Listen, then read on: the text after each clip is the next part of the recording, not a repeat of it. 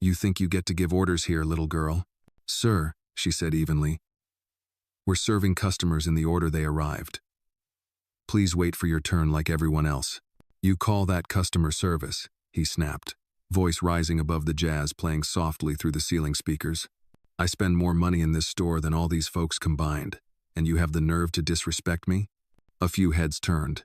Maya kept her posture composed, though she noticed her hands were starting to tremble. This isn't about money, sir. It's about respect for everyone here. Derek stepped closer, nostrils flaring. Don't you lecture me, little girl. You think standing behind a register gives you power. You don't have the knowledge, the background, or the skin to run a business like this. That last line rang out like a shot. Even the music seemed to falter. Excuse me? Maya's voice dropped half an octave. Calm, yes, but not passive. You heard me, he hissed. A girl like you, what, some weekend business course online? Mommy and Daddy fund this place? I don't know what kind of diversity stunt this is. But let me tell you, people like me built this economy. Not you. Before Maya could reply, Derek's voice exploded again. You've got no idea what customer service is, no idea what real work means. You're just playing dress-up. Nah. Then, as if his words weren't venomous enough, he raised his hand and slapped her across the face. The sound ricocheted off the hardwood floor, stunning the room into dead silence. If you felt connected to Maya's story, give this video a like to show your support. And drop a comment with where you're watching from. You never know. Someone nearby might be watching it too. Maya staggered a half step back. The pain was instant, but she didn't cry out. She simply touched her cheek, where the heat pulsed under her skin, and looked him dead in the eye. A woman near the perfume display gasped. A teenage boy whispered, "Did he just?" "Sir," Maya said quietly but with razor clarity. "You need to leave this store." "Now," Derek scoffed. "Yeah? Or what? You'll call your manager?" "Go ahead. Bring him out." A beat passed, then another. "I am the manager," Maya replied. "In fact, I'm the owner." Derek froze. Laughter sharp, incredulous bubbled from his lips. You own this place? Don't make me laugh." Behind the counter, a soft chime sounded. One of Maya's employees, Tasha, petite and steely, stepped forward. "The security camera caught the whole thing," she said, holding up a tablet screen. "Audio and all." Derek's face paled for the first time. Maya didn't say a word. She turned, headed toward the back office. The room watched her in stunned silence. The door closed behind her. By evening, the video had made its way to Twitter. 30 seconds of footage Derek's tirade, the slap.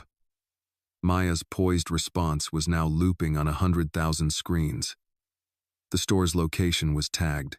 So was Derek's name. By morning, local news was already knocking. By Monday, one of Derek's business partners, a high-end hospitality chain, announced the termination of their contract with his firm. By Wednesday, his inbox was flooded with calls unanswered. Deals suspended. Clients lost. His reputation was unraveling by the hour. Thursday morning, he showed up at Urban Grace. He looked smaller now, no longer booming with ego, but instead clutching a crumpled envelope and a face full of regret. Maya spotted him through the security glass. She opened the door, slowly. "Miss William," he began, voice gravelly. I came to apologize." She said nothing. "I didn't know," he added weakly, "who you were. I let my temper get the best of me. You have to understand." "I do understand," Maya cut in. "You thought you could talk down to someone who looked like me because you assumed I didn't matter." Derek's eyes flinched. "I didn't mean—" "You meant every word," she said. He exhaled, wiping his forehead. "Look, this is getting out of control.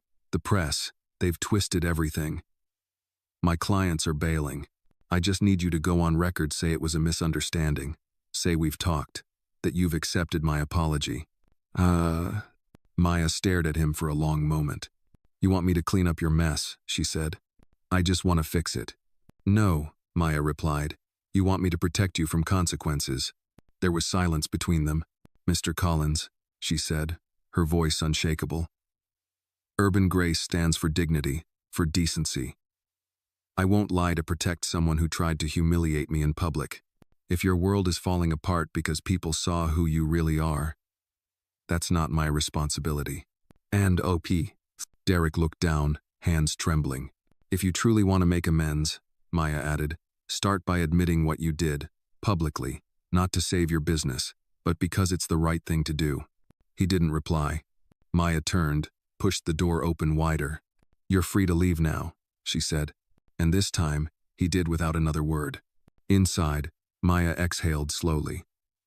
Her cheek still bore the memory of the slap, but her spine had never stood straighter.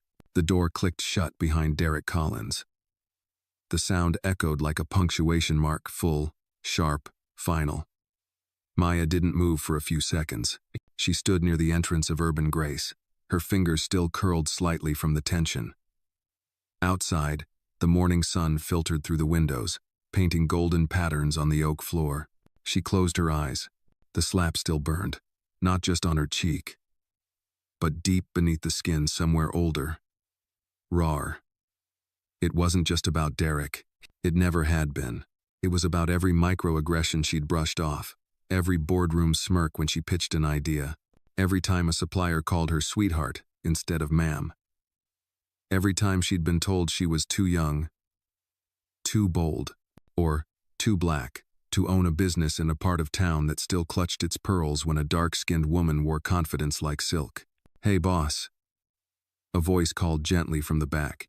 Tasha, her floor manager, stepped out from the storeroom, holding 2 mugs of coffee. She handed one to Maya. Hazelnut and oat milk. You looked like you needed it.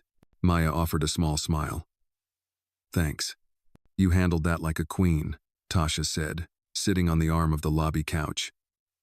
I was ready to call the cops when he came back. I considered it, Maya murmured, sipping slowly.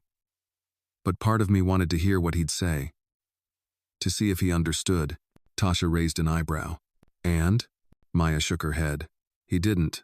Not really. He was here to save face, not his soul. They sat in silence for a moment, the weight of recent days settling between them. The boutique had been busier than ever since the video went viral. Messages flooded their inbox, some supportive, others cruel. Strangers sent flowers, some sent threats. Her team was exhausted but motivated. The space felt charged, like something holy and haunted at once. Did you hear about the Lane Group? Tasha asked. Maya nodded. Yeah. They cut ties with him. Tasha grinned. That's poetic. Maya didn't smile back. She looked down at her coffee instead. Tasha, do you think I'm doing the right thing? Staying quiet with the press? Tasha blinked. You've said more with silence than some folks do with 10 interviews. But maybe people need to hear more, Maya said softly. Not just about me, but about what this means, what it reflects. That, Tasha leaned forward. Then say it. On your terms. Before Maya could reply, the bell above the door jingled. A familiar face stepped in Mrs. Jenkins, dressed in her usual earth-toned shawl, walking cane-tapping rhythmically against the tile. Her presence always brought calm, like wind rustling through autumn leaves. Maya, she greeted, her voice warm and wise. I saw him leave. Maya stood. He came to apologize. Mrs. Jenkins raised an eyebrow. And? He wanted me to clear his name to the press. A slow sigh left the older woman's lips. She walked over, taking a seat beside Maya. When I was your age, she began, there was a man named Daniel Wright. White. Big reputation. He slapped a black teacher at a community meeting because she dared to correct him about school funding. Just like you. She didn't fight back. She stood there, looked him in the eye and said, Sir, your ignorance is louder than your hand. Maya blinked. Mrs. Jenkins continued. He lost his job, but he never apologized. Not really. Years later, he ran into that teacher retired by then and asked her for a letter of forgiveness. Not because he meant it, but because he wanted to run for office. Did she give it to him? Mrs. Jenkins smiled faintly. She told him, Forgiveness is free, but redemption takes work. The three women sat for a moment, soaking in the weight of that memory. Outside, customers wandered past the display windows. Inside, Maya's phone buzzed on the counter. Another media outlet. Another request for comment. Tasha looked toward the phone, then to Maya. "You're going to have to speak eventually. People are listening now." "I know," Maya said, "but I want it to be worth their time." She stood and walked to the register. Behind the counter was a small frame, her mother's photo. Smiling, in an apron, flour on her cheek. Maya touched the edge of the frame gently. Her mother had worked 3 jobs, kept every receipt, and dreamed bigger than the space they lived in. She taught Maya that dignity wasn't just what people gave you. It was what you never let them take away. "I'm thinking," Maya said finally, "about hosting a night. Here, in the store, community, conversation, coffee, not cameras, just people." "A healing circle?" Mrs. Jenkins asked. Maya nodded. "But one that talks about hard things. What we live through. What we endure. What we carry." "No." Tasha grinned.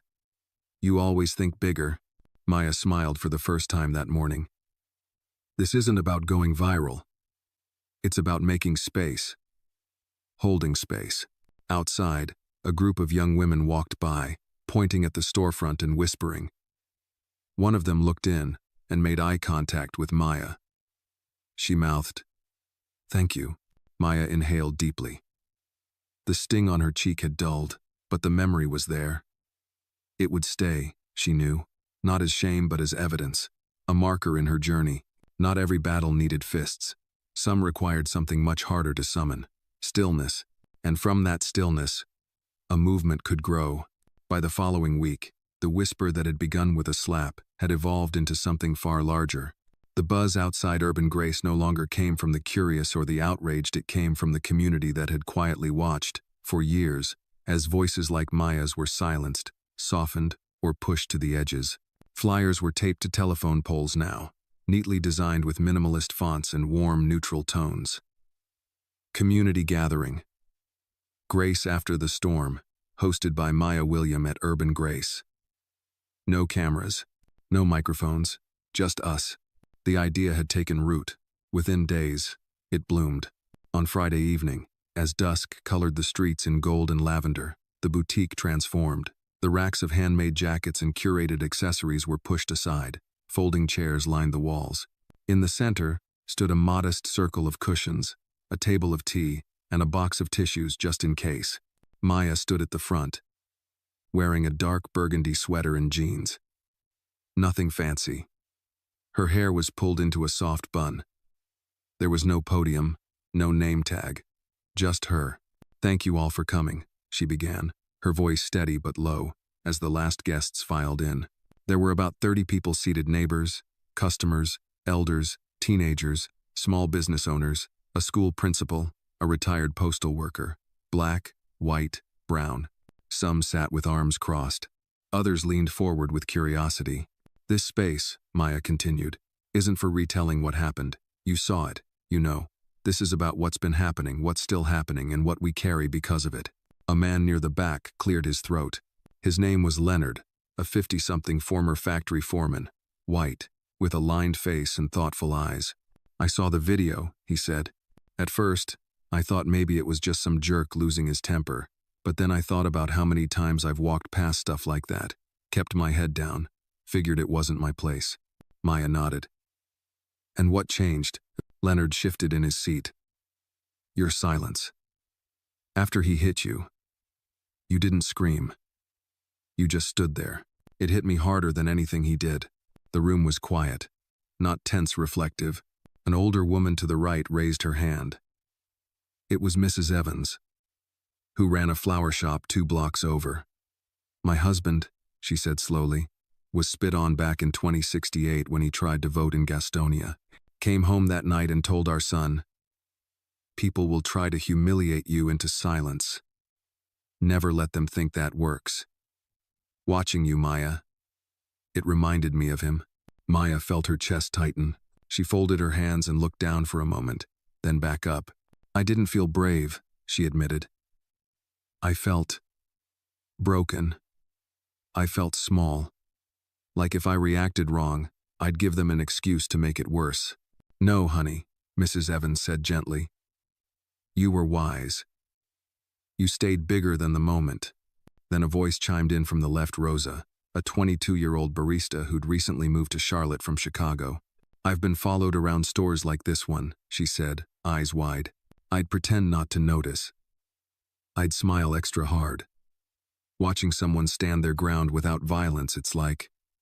It gave me permission to not always shrink. Heads nodded. Tasha, standing off to the side, added, People think it's about one incident. But it's never just one.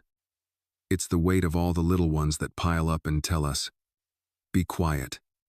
Don't make waves. Just take it. That's the lie, Maya said. That dignity is only given. But it's not. It's claimed. Maintained, even when it's bruised. An hour passed. Then another. Stories flowed. A high school teacher spoke of a parent questioning her credentials because of her accent. A Korean War veteran admitted he still carried guilt for not speaking up when a fellow soldier was harassed. A teenage girl cried as she recounted being told her natural hair was unprofessional during a college interview. The space shifted from retail to refuge. At the end of the night, Mrs. Jenkins stood slowly and walked to Maya. She held out a small, folded cloth, deep blue, aged but carefully preserved. This belonged to my husband, she said softly.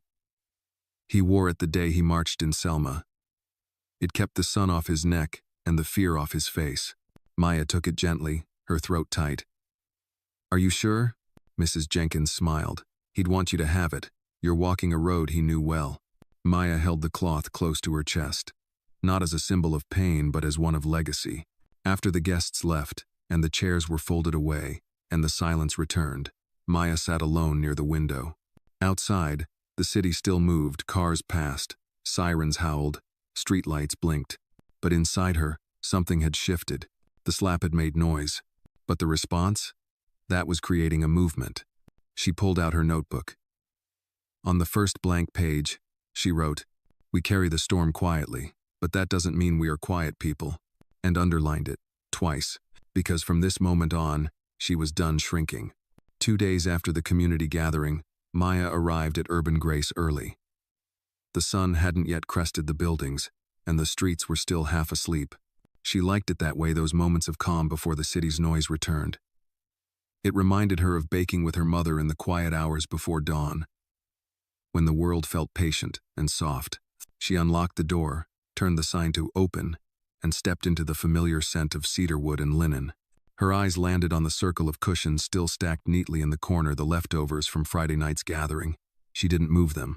Something about leaving them there felt right, like an altar to something honest. As she made her way behind the counter, her phone buzzed. It was a text from Tasha. You might want to check the news. Channel 8. Something's happening. Maya turned on the old television mounted in the corner of the shop. The screen flickered to life. Breaking news, the anchor announced. City Councilman Richard Brenner has issued a statement condemning what he calls the reckless vilification of respected businessman Derek Collins, citing concerns about cancel culture harming our economy. Maya stared at the screen, her breath slowed. The segment cut to a pre-recorded clip of Brenner at a podium, his expression stern. We cannot allow one viral moment, taken out of context, to destroy a man's livelihood. Mr. Collins has contributed generously to community development and has apologized for any misunderstanding. Misunderstanding? Maya shut off the television. She stood silently behind the counter, arms crossed tightly, feeling something coil inside her, tight, slow burning, deep. A knock at the door broke her thoughts. It was Alina Moore, a young journalist from the Charlotte Gazette, standing outside in jeans and a windbreaker, a camera bag slung over her shoulder. Maya hesitated for a moment, then opened the door. I'm not doing interviews, Maya said flatly. I'm not here for one, Alina replied. Not unless you want to. I'm here to listen. Off the record. Maya studied her face. Alina looked sincere. Tired, too. Like someone used to fighting upstream. After a moment, Maya stepped aside. "Come in." "Huh." They sat near the window, 2 steaming mugs of tea between them. "You've been quiet in the press," Alina said gently. "I've had a lot of noise already," Maya answered. Didn't want to add to the echo. But now that the councilman's spoken out— "It's politics," Maya interrupted. "He's not defending Derek. He's defending himself, his donors, his comfort." Alina nodded. "I figured as much. But I've been looking into Collins, and he's got a pattern." Maya leaned forward. "Go on." I found 2 other complaints filed against him in the last 6 years. Both by black female employees. Both dismissed quietly. Both signed NDAs in exchange for severance packages. One moved out of state. The other stopped responding. Maya felt her pulse spike. "So this wasn't an accident. It's a pattern of behavior." Alina nodded. "Exactly. And if you're willing, I want to help you bring it to light." Maya's thoughts raced. She wasn't surprised by the revelation, but hearing it confirmed made her stomach churn. Still, she wasn't sure. "What do you need from me?" "Not much," Alina said. "Just your truth. You've already lived it. Now it's about how you want to tell it." Maya looked at her for a long moment, then sighed. "I'll think about it." Alina stood. "Take your time. I'm not here to pressure you. But if we don't speak, they get to write the story for you." "Oh." Later that afternoon, Maya sat in the back room of Urban Grace, staring at her mother's photograph again. Her mind kept circling that phrase, "They get to write the story for you." She thought of Councilman Brenner, of Derek's fake apology, of the NDAs. Her mother once told her, "Silence is a tool, baby. Use it like a scalpel, not a shield." Maya stood, walked out front, and pulled out her phone. She called Tasha. "Can you come by? I need the team here. We're going to host another gathering." "Another one?" Tasha asked. "Yeah," Maya said.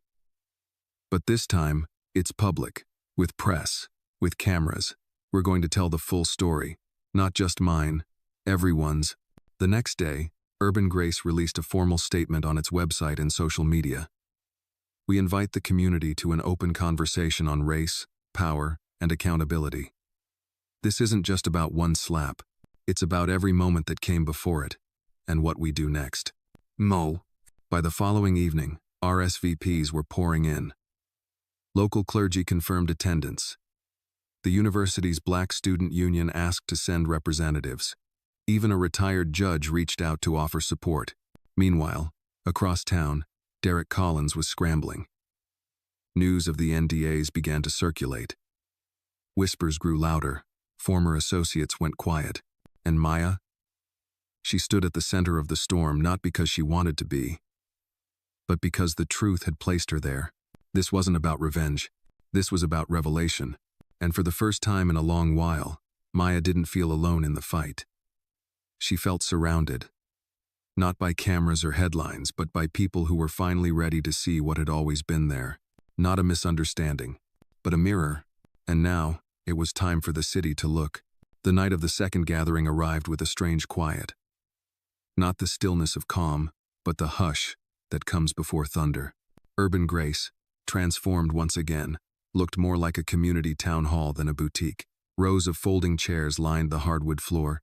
The display shelves had been cleared to make room for speakers, and in one corner stood a modest podium, something Maya had borrowed from a nearby church. A banner hung over the windows, hand-painted by a group of neighborhood kids. "Truth is not a trend." Maya stood in the back room, adjusting her blazer. She wasn't dressed for business tonight. She wore a dark green blouse, no makeup.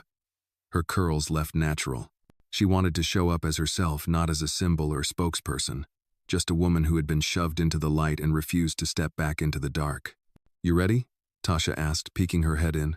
"As ready as I'll ever be," Maya replied, her stomach tightening.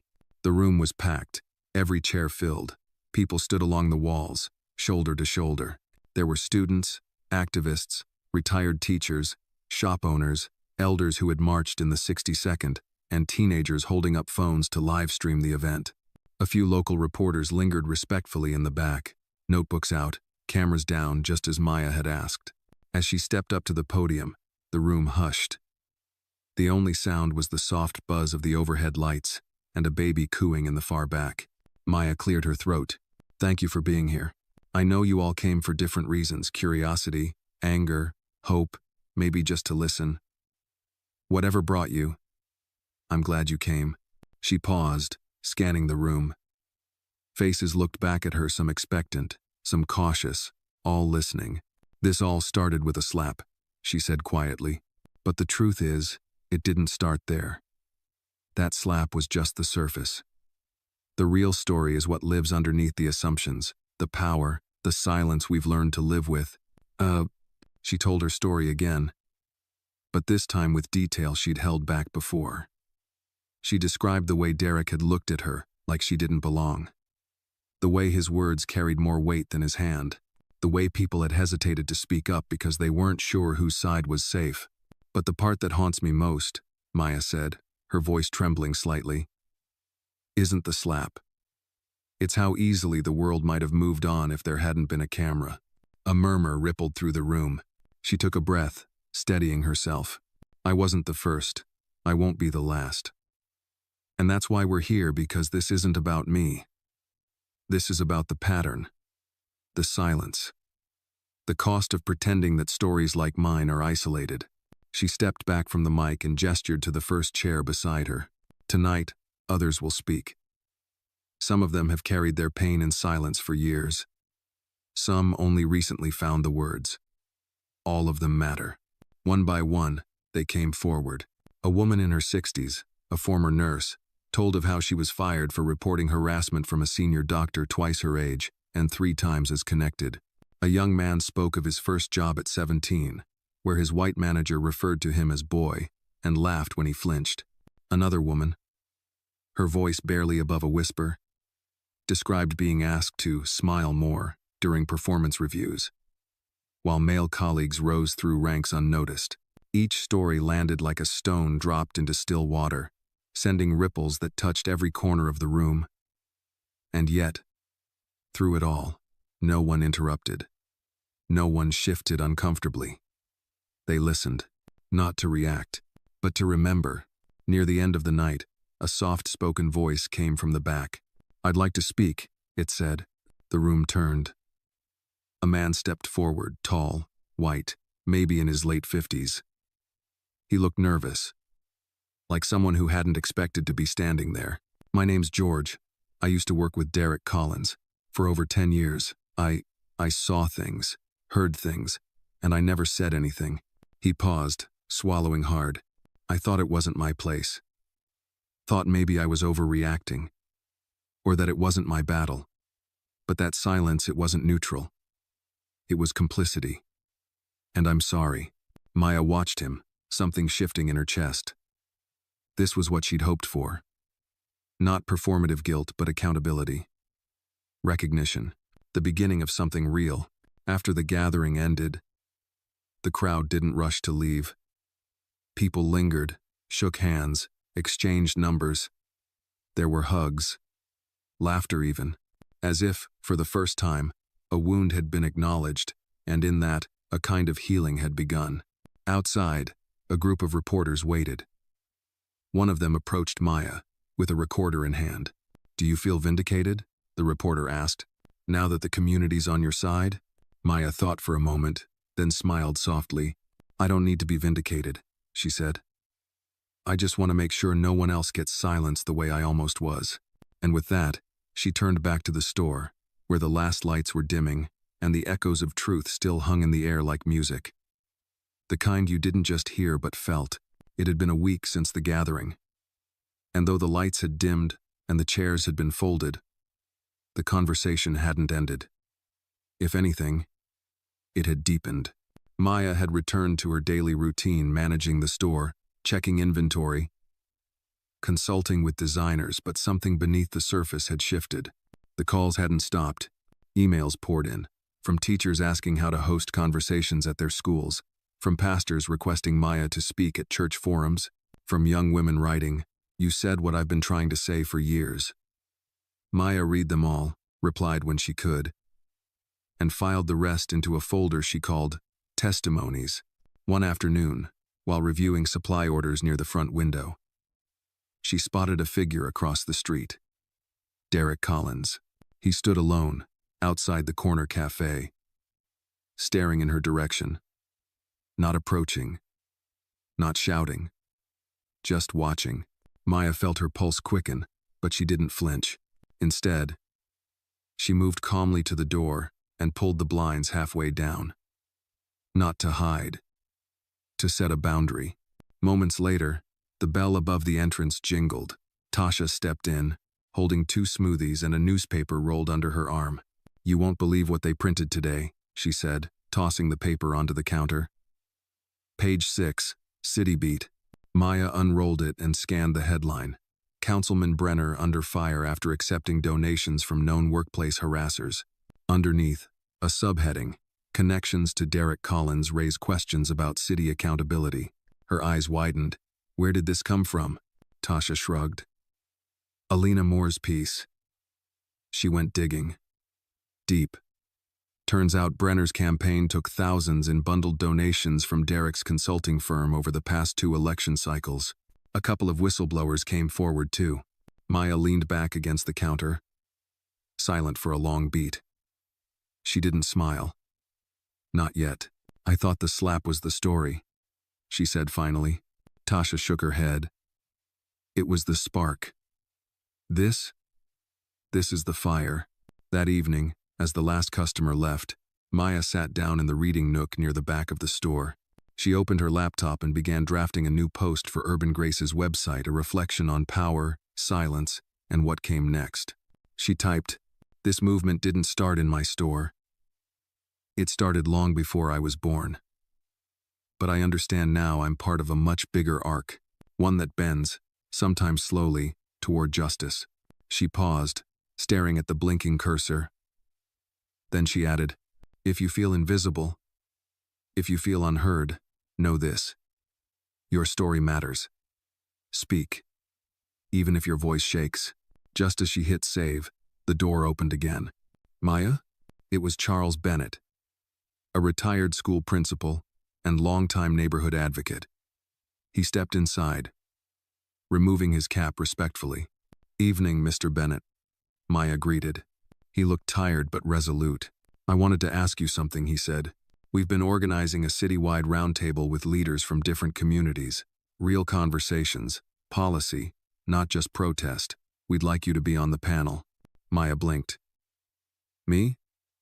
I'm not a politician." "No," Charles said. "You're not.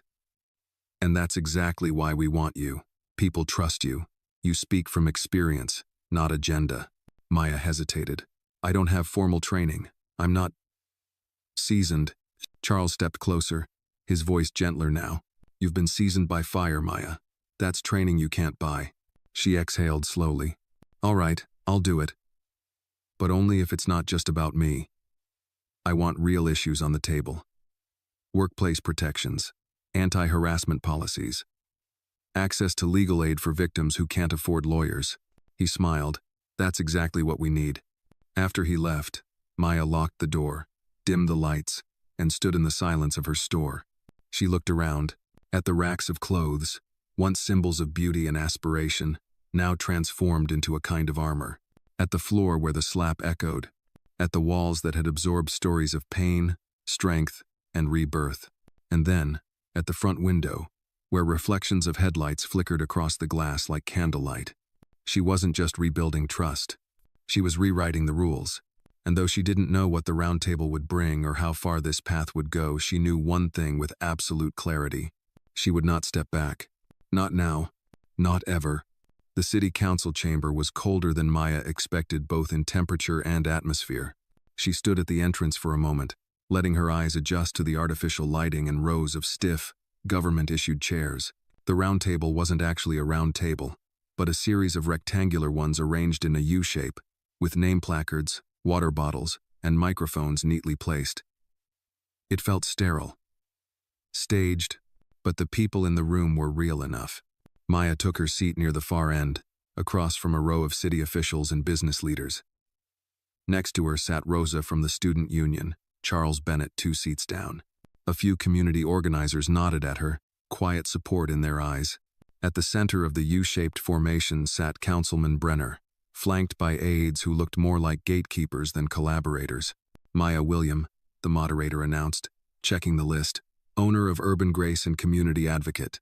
Thank you for being here. She nodded, folding her hands in her lap. The meeting opened with standard remarks, acknowledgments, thanks, statements of intent.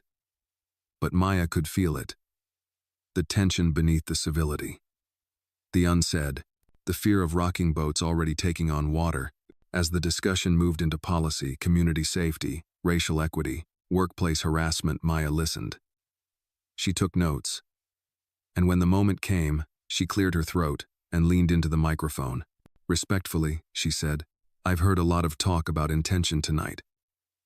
But I think we need to focus on impact. Brenner raised an eyebrow. Maya continued, her voice calm but resolute.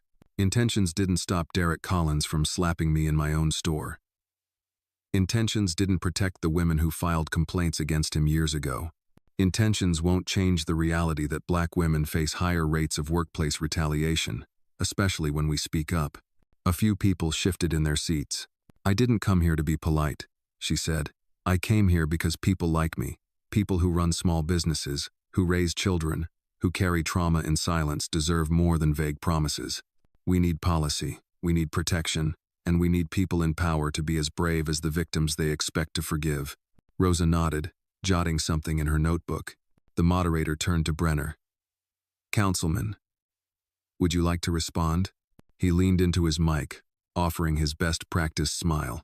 Miss William, I appreciate your passion, and I assure you, we're working on reforms. But we must also be careful not to damage reputations based on isolated incidents, especially when there may be legal complexities involved. Maya tilted her head. Do you mean complexities like NDAs signed under pressure? Or reputations built on unchecked power? A murmur swept the room. Brenner's smile faltered. Charles spoke up. Councilman, with all due respect, we've let decorum outweigh decency for too long. It's time for accountability to mean something again. The session ended in a mix of applause and murmuring. Some officials left quickly, avoiding eye contact. Others came forward, quietly thanking Maya for her words. A few younger staffers slipped her notes of support or business cards.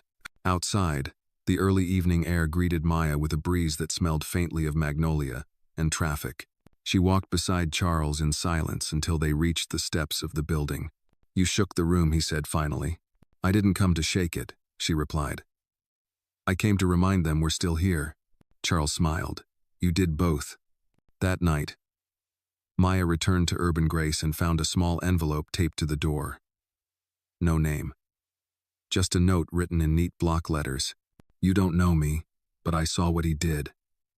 I was there that day. I didn't say anything because I was scared. I'm not anymore. If you need a witness, I'll speak. There was a phone number beneath it. Maya clutched the note, heart pounding not with fear, but with clarity. The slap that started this was never going to end in isolation. It was always going to ripple.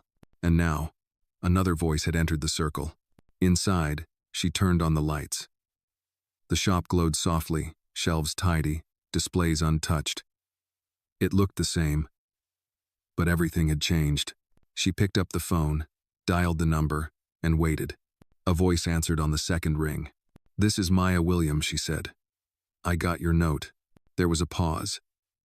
Then, a breath. I'm ready, the voice said. Tell me what to do. And just like that, the story grew. Not louder but deeper. Not sensational but undeniable. The truth, once whispered in corners, was now stepping into the light, and Maya was there to hold the door open. The next morning, Maya sat in the back office of Urban Grace. Her phone pressed against her ear, listening carefully. Across from her sat Alina Moore, notepad in hand, recording every detail with measured calm. The voice on the line, soft but steady, belonged to Danielle, the anonymous witness who had left the note the night before. I was there that day, Danielle repeated, her tone firmer now. I came in looking for a birthday gift. I saw everything. I heard the words he used, the way he belittled her. And when he slapped her, I froze. I've been replaying it ever since. Maya's voice was calm but encouraging. What made you decide to speak now? There was a pause. Then, because I saw how you didn't back down. And I realized staying silent would make me complicit. I won't be that woman anymore. Alina looked up, her eyes locking with Maya's. We can protect her identity, she mouthed. Maya nodded. Danielle, Maya said, I'm proud of you. We'll make sure your voice is heard but safely. Alina is working on a story. We'll handle everything with care. No pressure. Just truth. After the call ended, Maya and Alina sat in thoughtful silence. The quiet hummed with the weight of decisions. Every new voice added another layer of truth, risk, and responsibility. Alina broke the silence. This is bigger than we thought. 2 former employees, now a witness. If I can verify Danielle's account and trace the NDAs to Collins's firm, this could open the floodgates. Maya didn't flinch. Then let them flood. Alina packed up her things. I'm filing a preliminary exposé by Friday. If council members are still protecting him after that, they'll have no excuse. That evening, Maya called a staff meeting. Her team, Tasha, Rosa, and 2 other trusted employees gathered around the break room table. She didn't sugarcoat it. This is going to get louder, she said. Collins's team may try to discredit me. Or Danielle. They may even show up here. You need to be prepared. Tasha raised her hand. What do we do if someone confronts us in public? Don't engage, Maya said. Stay calm. We'll prepare a statement for press inquiries. But our job is to keep this store a safe space for everyone. Rosa, ever the firebrand, clenched her fists. I want to do more. Can we organize a solidarity event? Something public? Maya nodded slowly. Yes. But it has to be deliberate. We're not just reacting, we're building. By the next morning, flyers were in the works. Stand in Grace, a community rally for accountability and truth, scheduled for the following weekend. Local poets, activists, small business owners, and educators were all invited. The park 2 blocks from Urban Grace would host it. The same park Maya's mother used to take her to after church, when Sundays were still about peace. But the calm wouldn't last. On Thursday, a video surfaced online. Grainy footage clearly leaked of Derek Collins in a private meeting. His voice was raised. He called Maya a publicity-seeking child. Claimed she baited him into the slap. Accused the community of falling for a sob story. It spread like wildfire. Within hours, Maya's inbox was flooded. Supporters, shocked. Trolls, emboldened. The phone rang nonstop. The boutique's Yelp page was flooded with 1-star reviews, clearly coordinated. By late afternoon, a protester stood across the street with a crude cardboard sign. Stop playing the victim. Tasha was ready to go outside. Maya stopped her. We don't answer hate with heat, she said. Instead, she posted a statement to Urban Grace's website and social platforms. The truth doesn't shake under pressure. It holds. I will not be baited, threatened, or shamed into silence. This is not about revenge, it's about reflection. Let the facts speak for themselves. It was shared over 12,000 times in 3 hours. The next day, Alina's story dropped.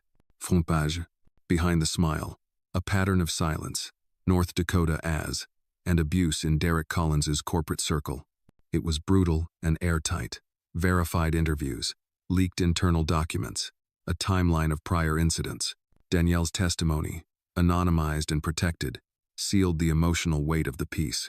The backlash was immediate. 2 major clients severed contracts with Collins's firm. A prominent law firm announced they were re-evaluating their representation. A coalition of local leaders issued a statement condemning workplace abuse, citing Maya's courage as a catalyst for change. But amidst the celebration, Maya stayed centered. She knew this wasn't the end. On Friday night, she sat in the boutique alone, lights dimmed, watching the door. Not out of fear, but out of ritual. Her mother used to say, "Sit with the storm before you open the umbrella." So she sat, and when her phone buzzed with a text from Danielle, "I just saw the article. Thank you. I'm crying." I finally feel free. Maya smiled, not because she had won, but because someone had finally been heard. The first domino had fallen. Now came the reckoning. Saturday dawned with a heavy sky, clouds pressing low as if mirroring the weight that had settled over the city. Despite the overcast morning, preparations for the Stand and Grace rally were in full swing. Urban Grace's back room had become command central, buzzing with volunteers taping banners, organizing speakers, and assembling care kits for attendees, water bottles, hand fans, and small cards with mental health hotline numbers. Maya moved between them quietly, offering hugs, checking lists, handing out coffee. She wasn't nervous in the traditional sense. There was no room left for nerves. Just focus. A calm that came when you knew there was no turning back. Tasha emerged from the front room, phone in hand. City permitting office just called. They're reconsidering our park permit due to a last-minute safety concern. Maya didn't blink. From who? They wouldn't say. But we know. Tasha's tone was sharp. Collins, or someone pulling his strings. Maya took a slow breath, nodding once. Then we relocate. We'll host it right outside Urban Grace. It's public space. We'll line the sidewalk. Use the shop's speakers. No one stops this. Rosa, overhearing from across the room, grinned. Street rally it is. By noon, the crowd had already begun to gather. Word spread fast. Folding chairs were placed in the alley beside the boutique. The sidewalk was cleaned, decorated with chalk messages from neighborhood kids. Justice is graceful. We believe survivors. Say her truth. Maya stood near the threshold of her store as the first speaker, a local pastor, took the mic. His voice rang clear. This is not a protest. It is a proclamation.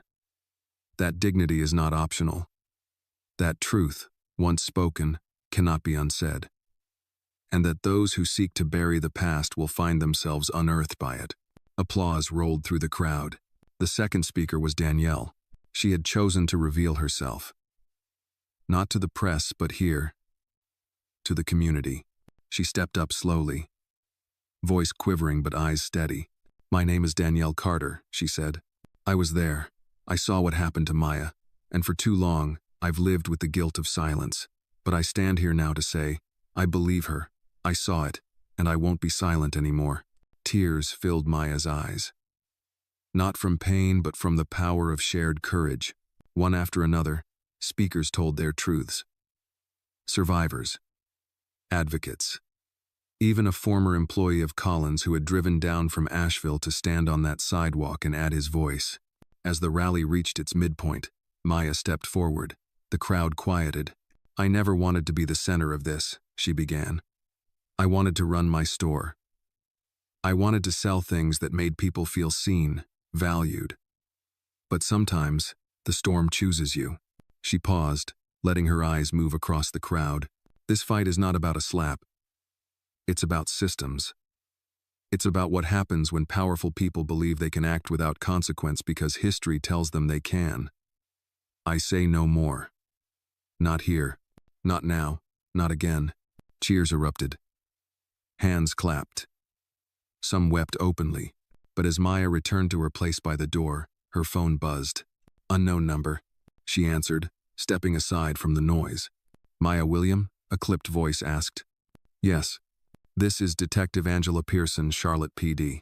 I need to inform you Mr. Derek Collins has filed a civil complaint against you. Defamation, harassment. We're required to notify you that an injunction is being filed as of this morning. Maya's heart sank, but only for a second. I understand, she replied calmly. Tell him I'll see him in court. And bring witnesses. She hung up and turned to Tasha, who had caught the look on her face. Lawsuit, Maya said simply. Tasha didn't flinch. So now he's playing defense. That means he's scared. Maya nodded slowly. Then let him be. That night, after the rally had dispersed and the last chair was folded, Maya sat alone in the back room again.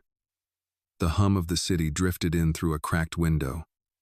The smell of rain lingered, and the bruises of the past few weeks felt a little less raw. She opened her notebook, the one she had started after the first gathering, and flipped to a blank page. She wrote, He tried to strike me down, but all he did was give me ground to stand on. She closed it, exhaled, and smiled. The storm was far from over, but Maya William was no longer afraid of the rain.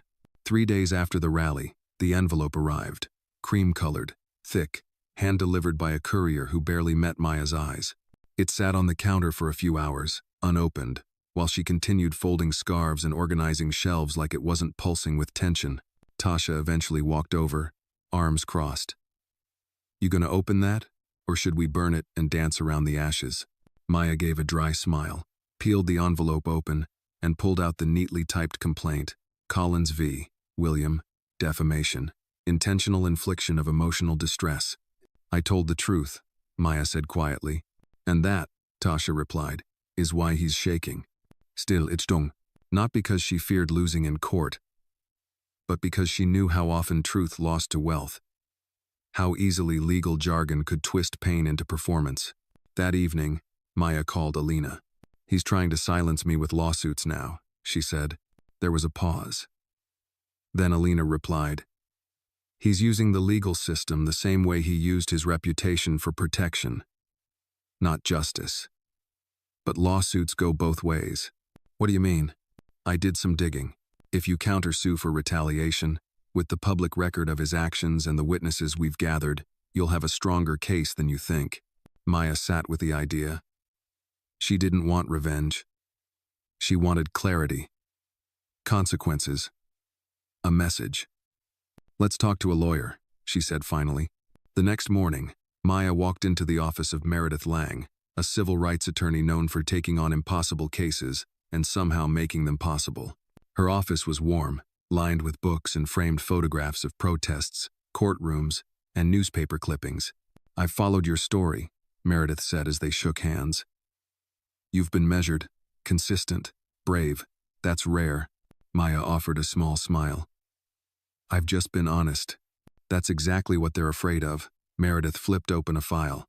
"Here's the good news. His lawsuit is weak. Emotionally, it might be bruising, but legally, it's shaky. Your statements were supported, your witness is credible, and the press never printed anything without verification." "And the bad news?" Meredith folded her hands. "He's not trying to win. He's trying to exhaust you. To drain your energy, your money, your focus. It's a war of attrition." Maya exhaled, steady. "So how do we counter?" "We file an anti-slap motion strategic lawsuit against public participation. North Carolina recognizes it. And if we're successful, we can not only get the case dismissed but force him to cover your legal fees." "And if we lose?" "You won't." Meredith's voice was calm steel. "And even if it goes to trial, we'll make it public. Transparent. You've got the community behind you. The courts can't ignore that." Maya left the office with her head high and her heart grounded. She wasn't walking into battle alone. Later that week, as news broke of the countersuit and anti-slap motion, Maya braced for the storm. It didn't take long. Collins's PR team released a statement claiming Maya was a media manipulator exploiting public sympathy for personal gain. A former executive from his firm appeared on a conservative radio show, painting her as divisive and opportunistic. Social media trolls resurfaced in swarms. But something had changed. This time, Maya didn't stand alone. The Charlotte Gazette published a powerful editorial defending her right to speak, citing centuries of black women being silenced and erased. Students from the university held a "We Believe Maya" sit in outside City Hall. Neighborhood businesses displayed signs, "Urban Grace has our full support." One morning, a handwritten note arrived with a bouquet of lilies. "For every time they called you angry instead of honest. Thank you for standing up." A mother, a survivor, and a neighbor. Maya placed the note in the window. The battle wore on, but now it felt less like a weight and more like a wave rising, uncontainable, fed by countless tributaries of pain, hope, and truth. And then, a breakthrough. Alina called late on a Thursday. "You're gonna want to sit down," she said. "A whistleblower from Collins's own legal team just contacted me. They've leaked internal memos. Emails showing that Collins knew about the complaints years ago. That he settled them quietly. He even mocked the women involved in internal chats. We've got screenshots. Maya sat, hand over her mouth. You're sure? Verified twice, and there's more. They discussed discrediting you before the slap ever happened because they saw you as a disruption. It was everything Maya had suspected, but hearing it aloud still struck something raw in her chest. Can we publish? I'm already writing, but this could turn the case. Maya didn't sleep that night. Instead, she sat by the window, the city lights blinking through the blinds. Her thoughts turned inward, not toward Collins, but toward every woman who had been dismissed, every truth bent to convenience. She whispered, let this matter, let this open something. The next morning, as the story hit the press and headlines blared across the city, Maya didn't celebrate. She simply opened the door to Urban Grace, flipped the sign to open, and greeted her first customer with a smile. Because truth wasn't an event. It was a practice, and she was here for the long haul. By the time the leaked internal emails from Collins's legal team went public, the tide had turned. The documents circulated like wildfire, featured not only in local outlets but on national platforms. Cable news panels debated the ethics. Social media boiled with reactions. Hashtags like #GraceInTruth and #BelieveMaya trended for days. Maya didn't chase interviews. She didn't give sound bites. Instead, she stayed at Urban Grace, rearranging window displays, steaming dresses, meeting with customers, as if the world wasn't unraveling one power structure at a time. But she felt the shift. It was in the eyes of the man who had once flinched when she passed him on the sidewalk, now nodding with quiet respect. It was in the hesitant smile of the young girl who came into the store with her mother, whispering, "She's the one, Mama."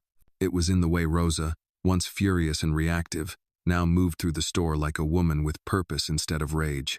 On a Tuesday morning, Maya received an unexpected visit. Detective Angela Pearson entered the boutique wearing a crisp blazer and a weariness in her shoulders. She was the same officer who had first called to notify Maya of the lawsuit. Polite, professional, distant.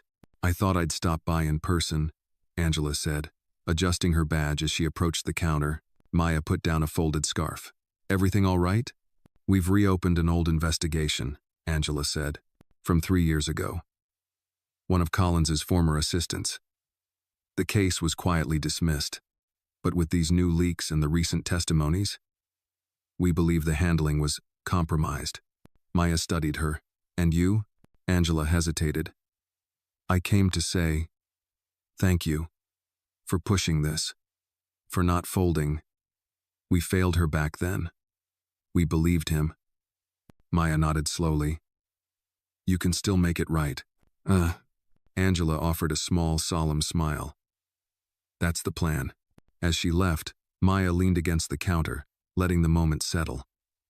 Every small act of accountability felt like a sliver of justice wedged into a wall long fortified by silence. That afternoon, she met with Meredith Lang to prepare for the next hearing.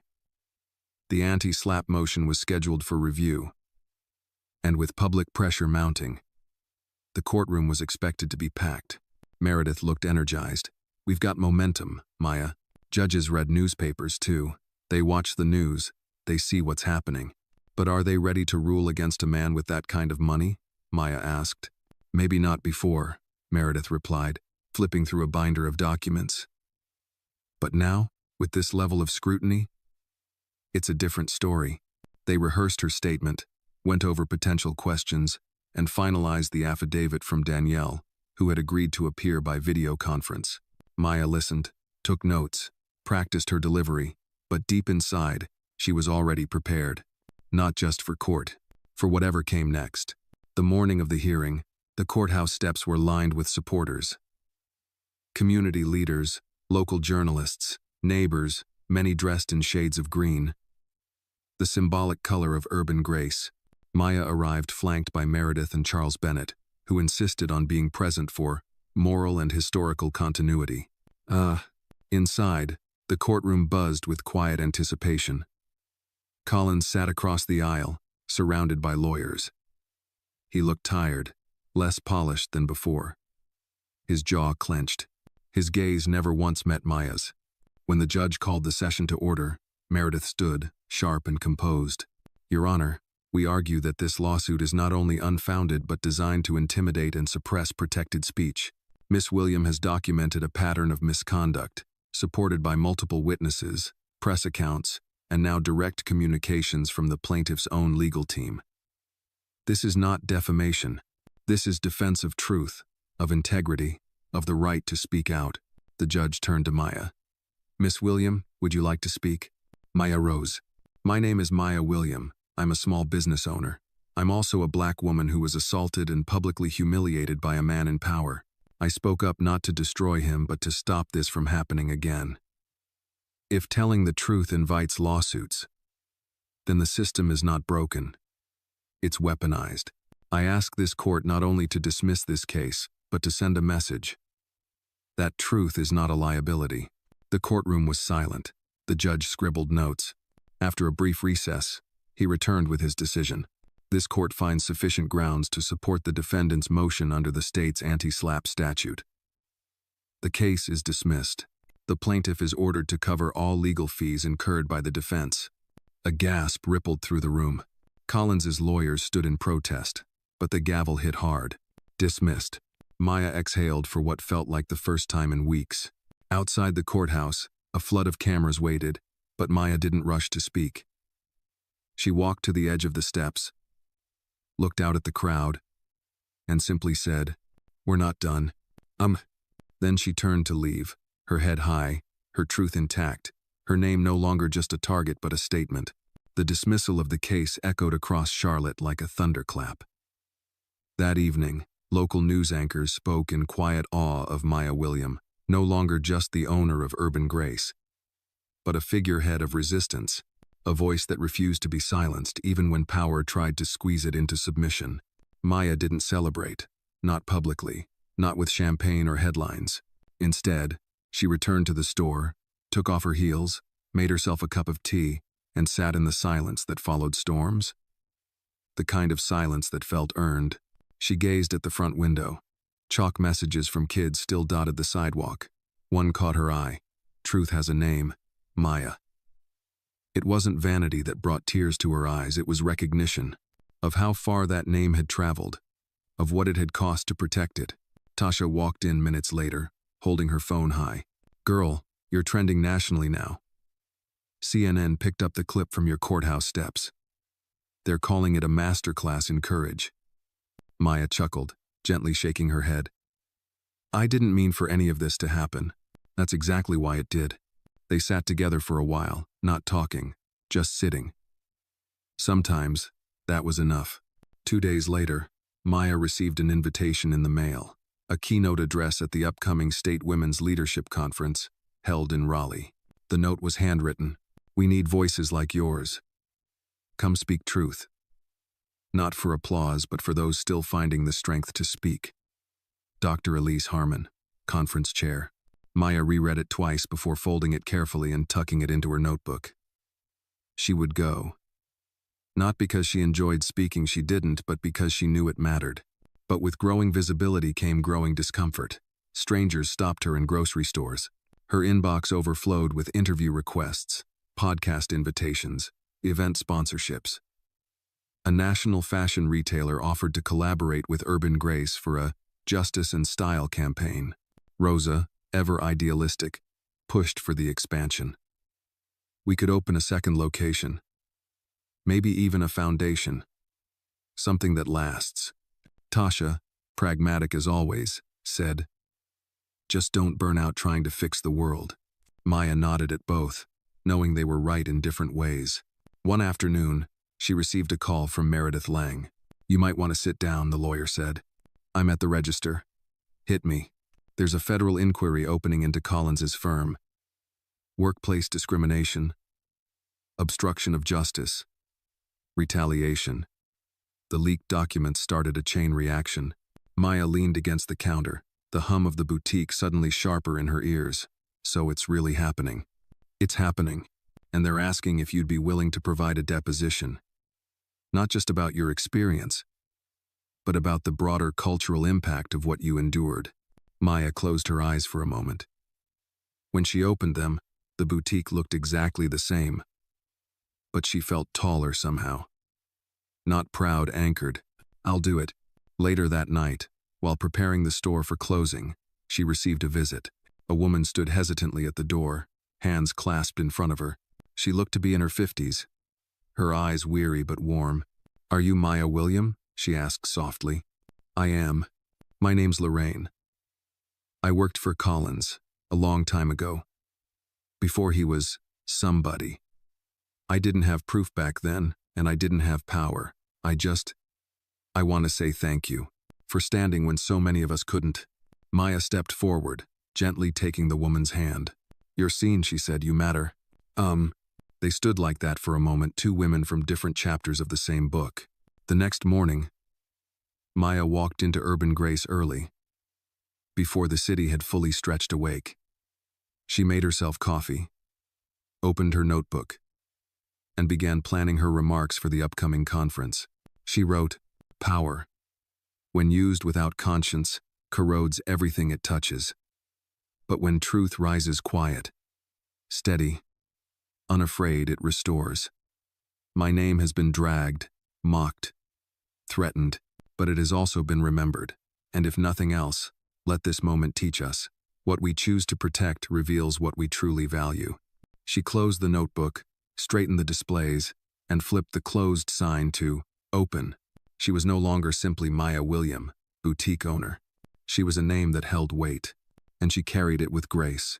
The morning sun filtered through sheer curtains as Maya stared at her reflection in the mirror of her living room. Today was the day, the State Women's Leadership Conference in Raleigh, the speech that could no longer be postponed. She smoothed her dress, a deep emerald sheath that contrasted gently with her complexion, and took a breath. She had prepared countless times. In the boutique's quiet back room with Tasha listening. In her head on midnight walks through her neighborhood. Even in her dreams. This wasn't just a keynote, it was a beacon for anyone who had ever felt invisible. The car ride to Raleigh was thoughtful silence. Charles Bennett, who had offered to chauffeur her, played quiet percussion of distant thunder on the steering wheel as traffic hummed past. He didn't offer advice, he simply drove, giving space for the thoughts Rick would soon become words. They arrived in the grand lobby of the conference venue, polished marble floors, soft lighting, an air of ambition and expectation. Maya slipped through registration lines and found a dressing room where Dr. Elise Harmon greeted her with warm, sincere eyes. "You've already changed the narrative," Dr. Harmon said. "Thank you for coming." Maya nodded, offering a smile that was grateful, yet measured. She repeated her final phrase softly. "Truth restores." Moments later, she was guided onto the stage. A wave of applause washed over her, not raucous, but earnest. She looked out at a sea of faces, professional women, activists, mothers, daughters, eyes trained on her. She swallowed. The echo surprised her. She began, her voice steady, drawing each word with care. "Thank you all. I stand before you not as someone who sought the spotlight, but as someone who found it when she refused to step away from the light." She paused, letting that settle. "I'm from Charlotte. I own a boutique called Urban Grace. But what I've come to understand is that owning a small business doesn't shield you from violence. It doesn't make you exempt from the weight of prejudice. What it does do, if you're willing to speak, is give you a platform to bear witness." She spoke of the slap, yes, but quickly shifted focus to the storm it revealed, how it wasn't just an act of cruelty, but a symbol of systemic silence. She recounted stories from the gatherings. Danielle biting back her fear. George learning that cowardice isn't neutrality. Families handing banners to children because courage wasn't optional. Every voice that spoke, Maya said, added weight to what was previously dismissed as a single incident. Together, we created a wall no amount of slander, lawsuits, or intimidation could bring down. Heads nodded in the audience. She shared a passage she had written early on. "Truth doesn't shake under pressure. It holds." "It does," she continued. "And that is why this matters. Because all around us, truth is under siege by systems, by assumptions, by fatigue. But if even one voice refuses to be quieted, it gives others permission to be heard."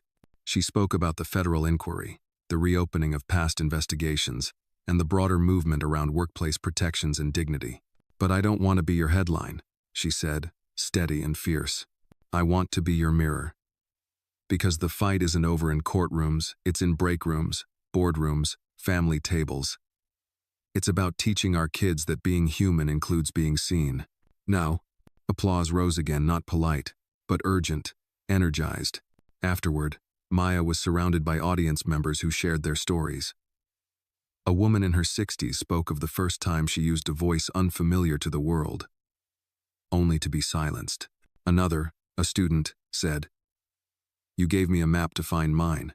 When she returned to Charlotte that evening, the streets felt quieter than before, like the city was listening, paused in reflection. The next morning, back at Urban Grace, she opened the doors to a ribbon. School children with chalk decorated the floor with phrases. Her truth liberated ours. Grace is resistance. It made her close her eyes for a second. Tasha greeted her with fresh coffee. "So?" she asked. Maya took a sip. "They heard us," she said. "Not just me, but everyone. We were brave enough to speak. And somehow, we became a chorus that couldn't be ignored." Outside, a police cruiser drove by slowly, lights off. No threat, just presence. Maya locked the door and stood by the window, watching the city breathe in its own possibilities. Because truth, when spoken, not only endures, it echoes. A luminous dawn broke over Charlotte as Maya stepped into Urban Grace earlier than usual. The fresh scent of polished wood wafted through the store, mingling with lavender and lemon-scented cleaner, the comforting smell of work and purpose. Today, though, felt different. Every breath was electric with possibility. At the register lay a crisp envelope bearing the official seal of the North Carolina General Assembly. With trembling fingers, Maya unfolded the letter inside. It announced that House Bill 144, the Uniform Public Expression Protection Act, or UPEPA, had been scheduled for a vote next week. Her heart pounded like a drumbeat. The bill aimed to finally establish an anti-SLAPP statute in their state protections to prevent wealthy or powerful individuals from silencing critics through baseless lawsuits. She exhaled, letting the words sink in. It was advocacy turned into action. The ripple from her modest boutique, from that first slap, had turned into real legislative change. Later that morning, she met with Meredith Lang in the back office. They scheduled the hearing for next Tuesday, Meredith said, excitement quiet in her voice. "It's not a guarantee, but it's the furthest it's ever gotten." Maya nodded, gathering her strength. "Let's make sure they know why this matters." Between arranging inventories and greeting customers, Maya gathered signatures, coordinated calls to representatives, and mobilized voices from the rallies, all urging support for UPEPA. The community meetings shifted from empathy sessions to legislative strategy huddles. That Sunday, Maya hosted another gathering, Evening Light, scented with jasmine, this time with local activists, clergy, journalists, and small business owners. The energy was hopeful and urgent. A retired judge spoke of past cases where truth was buried under cost, citing how the absence of anti-SLAPP protections had allowed powerful people to litigate simply to intimidate. An editor from a local paper described how even prominent outlets were shackled by the threat of ruinous lawsuits. Their words rang sharp. "We see you, Maya. But we still need the law to see us, too." She closed the evening saying, "We turned one voice into many. Now, we can turn our stories into statutes." When Tuesday arrived, the legislative chamber buzzed more hushed and hopeful than any stage-worthy rally.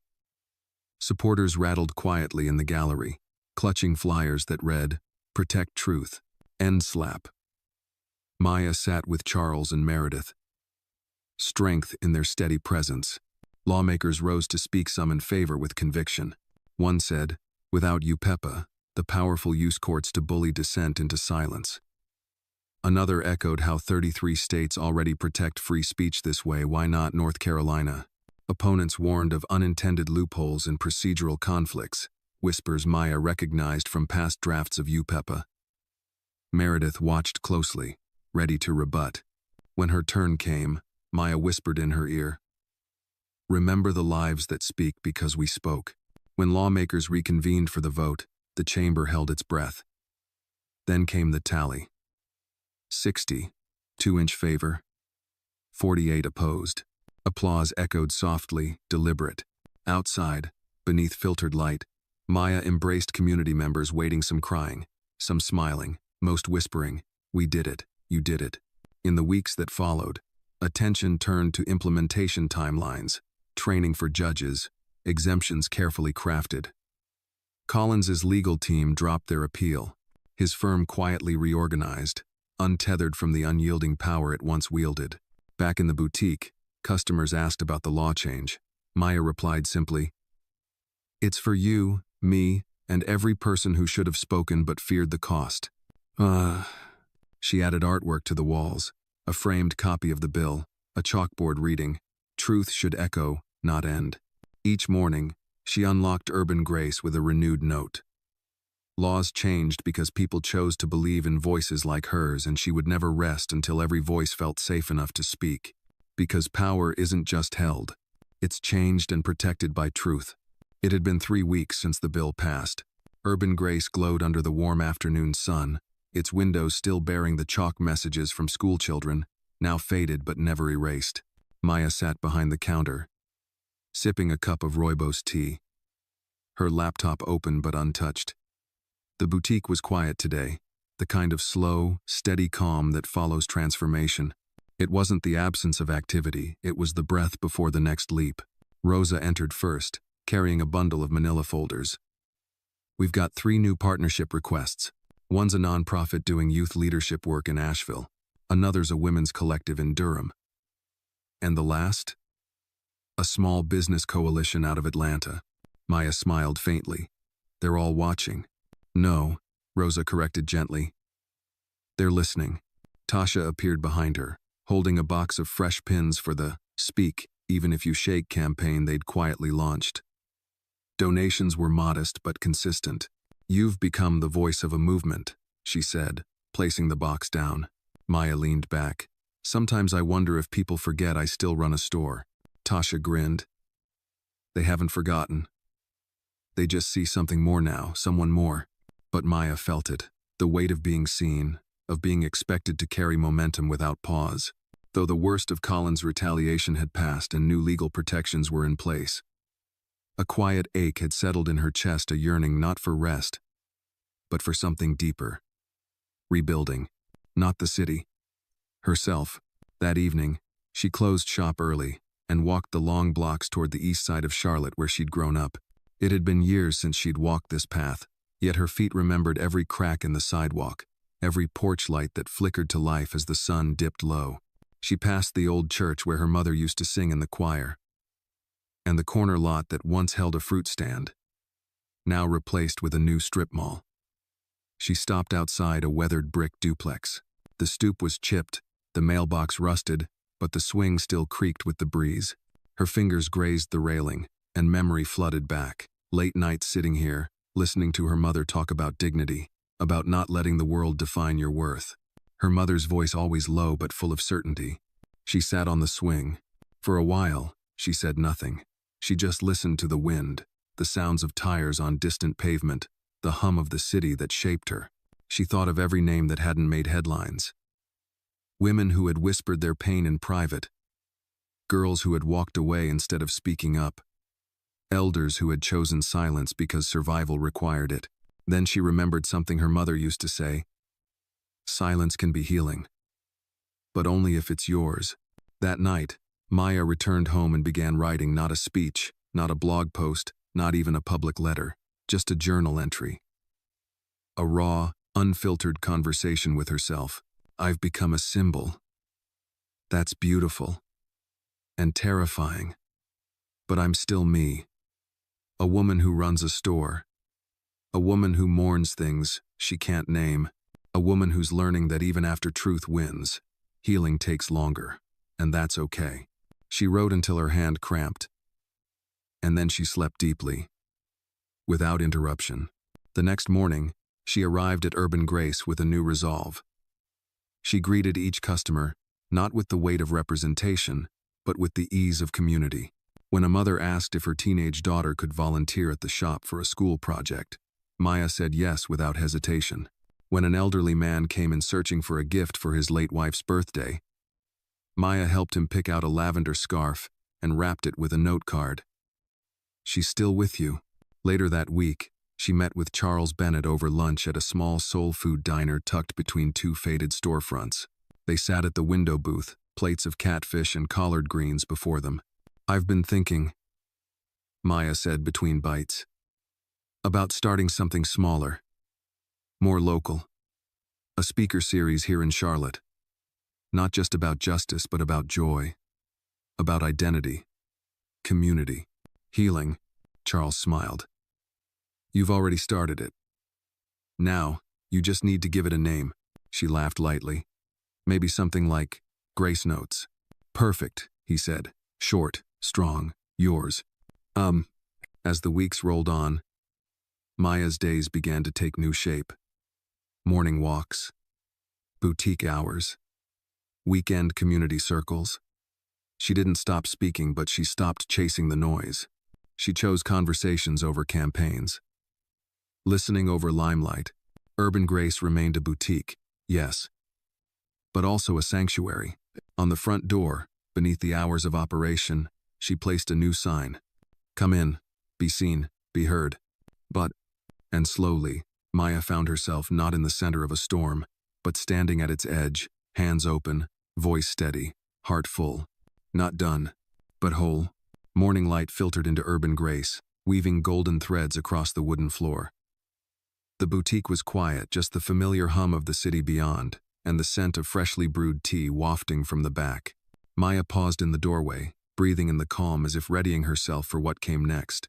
The boutique, once simply a storefront, had transformed. It thrummed with quiet possibility. Today, however, held a new energy. Rosa and Tasha stood beside a neat stack of hand-lettered invitations, their eyes bright with anticipation. "What's today?" Maya asked softly. Tasha lifted one envelope. "Grace Notes number 1. Your first community speaker series starts tonight." Grace Notes. Maya liked how it sounded. An echo of the movement she'd sparked, but softer, more soulful. A space to mend, connect, imagine, not just confront. By evening, folding chairs lined the perimeter of the shop. Soft string lights twinkled overhead. Lavender-scented candles flickered on a long table at the front. It was part salon, part sanctuary. Today's first speaker was Lorraine, the woman who had quietly thanked Maya for standing all those weeks ago. Lorraine emerged, hands trembling with nerves and hope. "Thank you for having me," she began, her voice low at first, then steadied by conviction. She spoke of her years working under Derek Collins before his firm's reputation overshadowed her integrity, how she'd stayed silent to survive, to keep her job, and how, now, she could no longer let silence define her. When she finished, the room was still an embrace of empathy filling the space. Next, Rosa spoke not to recite the fight, but to share how Grace Notes had helped her find solace, identity, and purpose in storytelling. Her voice caught only once when she thanked Maya for teaching her that strength could be quiet. Other voices joined. A teacher, a small business owner, a young activist. Stories unraveled in whispers and calm melodies, each note weaving into the next until they formed a tapestry subtle, rich, alive. Later, as the final guest drifted away and chairs were folded, Maya stayed behind alone, the scent of jasmine lingering. She opened her notebook. She wrote, "This is where resistance becomes healing. Where voices aren't just raised, they resonate. Grace is not what we give, it's what we remember. And in memory, we find the courage to live whole." Days passed, and Grace Notes grew. Each evening carried a different flavor: poetry one night, music another. A counselor hosted a circle on grief. A retired journalist held a session on what it meant to speak truth. Maya watched neighbors, old and young, black and white, gather and breathe together. Meanwhile, the UPIPA bill, her imagined turning of North Carolina's anti-SLAPP law into reality, had faded from the public spotlight but not from practice. Collins's firm had disbanded. The federal inquiry continued quietly, and the legal system began to feel its tremors even in a state so slow to change. On a Thursday afternoon, Detective Angela Pearson walked in again, not in uniform this time, but with a stack of letters. People have asked me to pass these on, if that's okay, she said. Stories of thanks, of clarity, of moved hearts. Maya accepted them, teary-eyed. The letters were simple. You helped me tell my truth. I didn't know what I believed until you spoke it aloud. I'm teaching my daughter she doesn't need to be quiet. She folded them gently and placed them in a jar labeled Echoes. In the weeks that followed, Maya expanded Grace Notes into a monthly event in local libraries and churches. She trained volunteers to help survivors tell their stories through writing, art, conversation. A modest grant from a social justice coalition arrived, enough to fund the series for the year. At home one evening, Maya closed her eyes and recited the words she'd shared at the women's conference. Truth doesn't shake under pressure, it holds. It had become a mantra, a foundation under her feet. The next morning, she unlocked Urban Grace. The chalk messages outside had been rearranged by neighbors. Grace echoes here, and we stand on your strength. Maya let the door swing open, sunlight spilling in. She flipped the sign to open, picked up a lavender-scented candle, and placed it gently on the counter beside her mother's framed photo. Because the storm had changed her life. But Grace Notes were changing the hearts of a city, one soft note at a time. The late afternoon sky above Charlotte had a soft lavender glow, as if echoing the candles that flickered gently within Urban Grace. Maya stood behind the counter, guiding a customer through the selection of scarves when she noticed a young woman hesitating by the entrance. Thin, arms wrapped around herself in modest armor. She looked unsure but drawn. Maya excused herself and stepped forward, removing her glasses and smiling softly. "Hey there," she said, voice kind. "Take your time, we're here." The woman nodded, blinking rapidly. I saw your Grace Note sign out front," she whispered. "I didn't expect." Maya guided her toward a chair by the window, helping her settle before offering tea. The woman's hands trembled as she accepted the cup. "I've been silent," she confessed. "My boss, he harassed me at my job, not physical, but every day, until I couldn't stand it. I resigned, but I never told anyone. I felt ashamed." She exhaled, a small tremor in her voice. "I thought I was weak. But I came here because maybe you'd understand." Maya nodded, handing her a tissue. "You're not weak. You survived. And telling it doesn't diminish you, it honors you." She sat beside her. "Whatever you say in your time, we'll listen. No judgment." The woman's shoulders relaxed.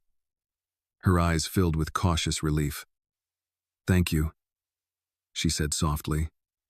I needed someone to hold my voice for me when I didn't have it."